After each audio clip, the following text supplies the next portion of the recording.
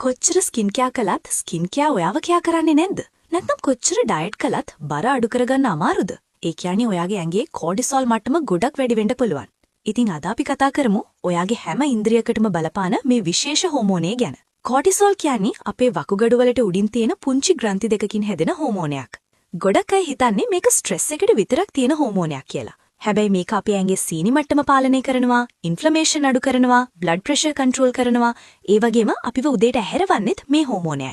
එහෙනම් කොහොමද මේක ස්ට්‍රෙස් හෝමෝනයක් වෙන්නේ? අපිට මොකක් හරි බයක් හෝ පීඩනයක් ආවම අපේ ඇඟ ෆයිට් ඔෆ් ෆ්ලයිට්, ඒ කියන්නේ සටන් කිරීම හෝ පලා යාම කියන අවස්ථාවට එනවා.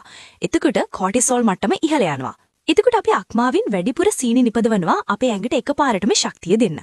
හැබැයි හිතන්න අපි හැම වෙලේම ස්ට්‍රෙස් එකේ හිටියොත් මොකද වෙන්නේ? මේ හෝමෝනය හැමතිස්සෙම වැඩි වෙලා තියෙනවා.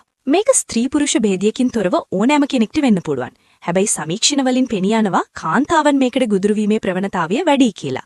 විශේෂයෙන්ම වයස අවුරුදු 25ත් 45ත් අතර කාන්තාවන් බහුතරයක් මුහුණ දෙන කායික හා මානසික පීඩනය නිසා සිරුරේ කෝටිසෝල් මට්ටම අධික ලෙස ඉහළ යන්න පුරුවන්. මේට ප්‍රධාන වශයෙන්ම බලපාන්නේ රැකියාවේ වගකීම් වගේම ගෙදර දොරේ සහ දරුවන්ගේ අවශ්‍යතා මේ හැමදේම එකවර ඉටු කරන්න සිදුවන අධික කාර්ය බහුලත්වයයි. මීට අමතරම සුවනින්දක් නොලැබීම සහ නිවැරදි වේලාවට පෝෂ්‍යදායී කෑමක් නොගැනීමත් මේ හෝමෝන ක්‍රියාකාරීත්වය අවුල් වීමට ප්‍රධාන හේතු වෙනවා.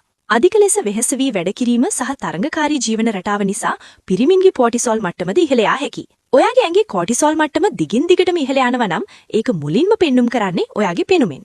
මෙහි රෝග ලක්ෂණ, ඇතිවිය හැකි අහිතකර බලපෑම් සහ ගත යුතු ක්‍රියාමාර්ග ගැන මම ඊළඟ වීඩියෝ එකෙන් කියන්නම්. මේ වීඩියෝ එක වැදගත් කියලා හිතනවා නම් තව කෙනෙක්ට බලන්න ෂෙයා කරන්න. මේ වගේ තවත් වටිනා තොරතුරු දැනගන්න අපිව ෆලෝ කරන්න.